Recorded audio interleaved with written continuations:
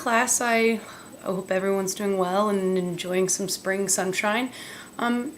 Just wanted to say before I go into my project details how much I've really enjoyed this course and really learned quite a bit about plants and phytochemistry, and my eyes have really been open to so many different perspectives. So I just want to thank everyone for making this an engaging and enlightening course so far, and so thank you all very much.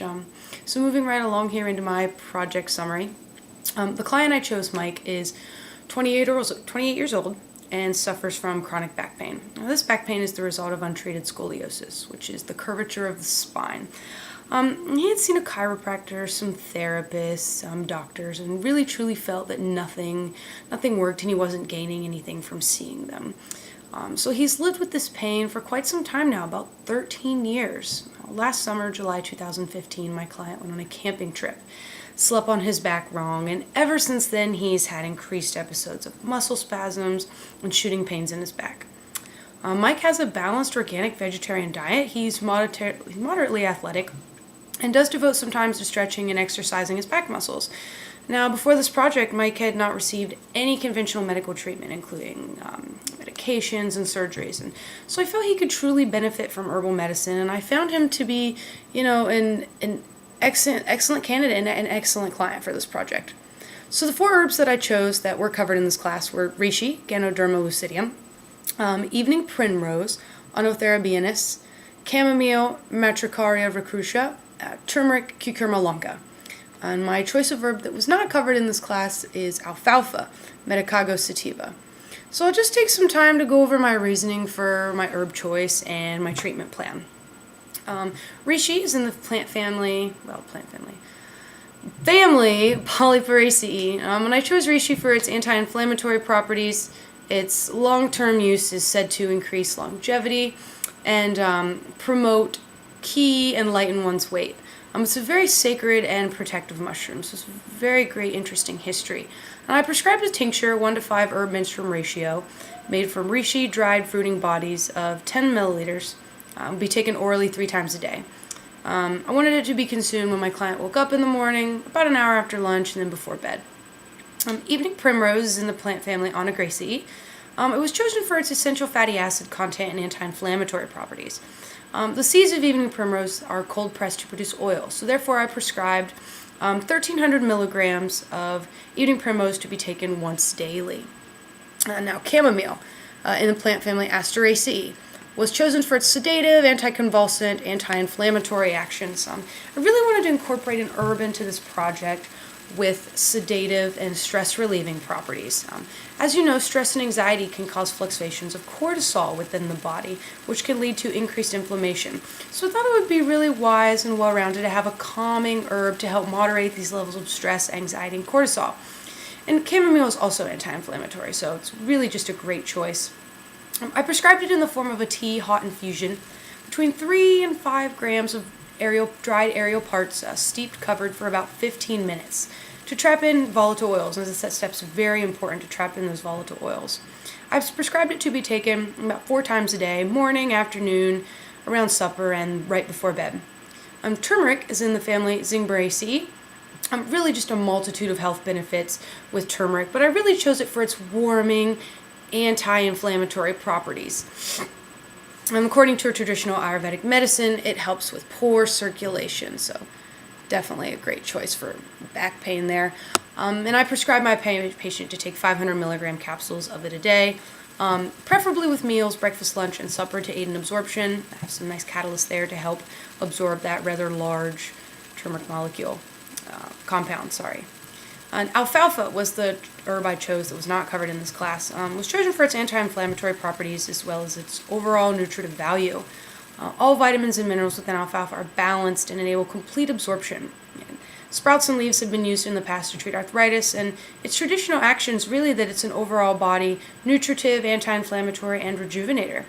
It's said to be one of the most reputed medicinal plants used to improve sore muscles. And I prescribed it as an herbal food for my patient to be taken in raw form, juice, raw, and salads. But I had a little bit of trouble finding raw alfalfa, so I did find it, however, in powdered capsules, so I ended up prescribing that instead. The outcomes. The treatment regimen, it went really well. Obtaining the herbs was easy. I used some of what was in my medicine kit.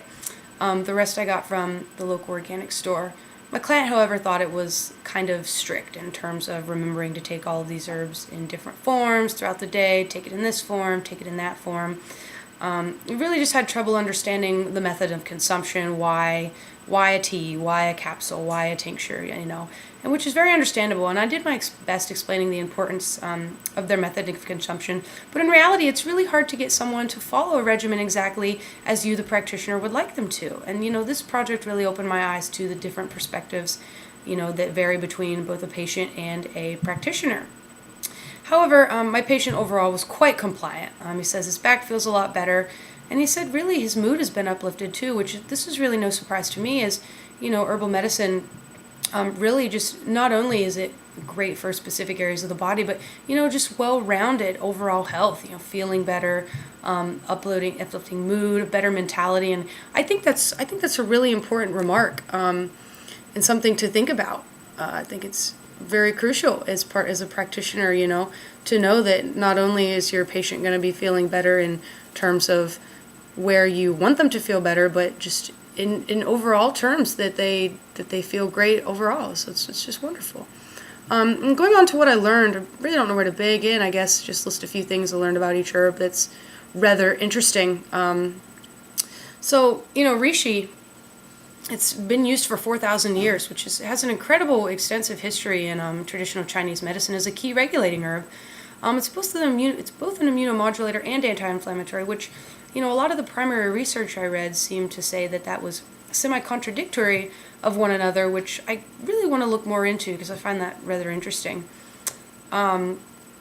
Excuse me. And evening primrose, very interesting as well. Both the linoleic acid and the gammalinic acid aid in the biosynthesis of prostaglandins, which help mediate inflammation response.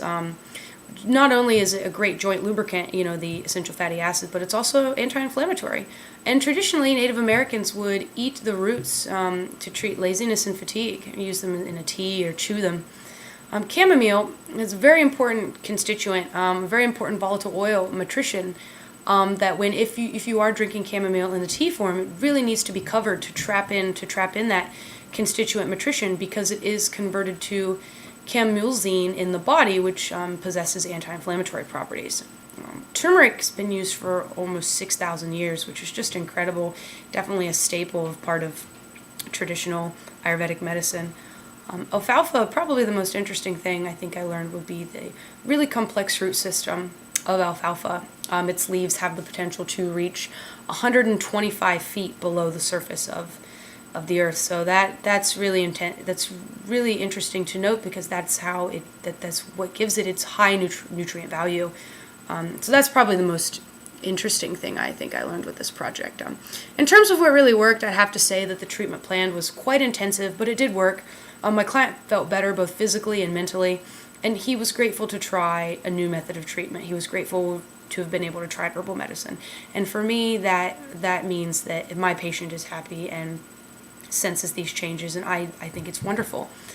And as far as changes go, I guess I would have liked to have been able to court different methods, maybe incorporating an herbal powder into herbal food, or maybe even aromatherapy. There's really so many different ways to incorporate herbal medicine into one's regimen or diet, and I guess I would just like to know more about that and experiment.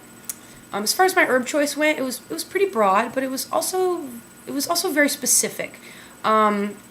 It did require a lot of attention from my client, and it was rather strict, to the point where he thought it was a little too strict and demanding, and I could see where this would pose a problem for him and or a practitioner. But that's just some food for thought, really. So I guess the last part of this is, do any of you have any questions in terms of herb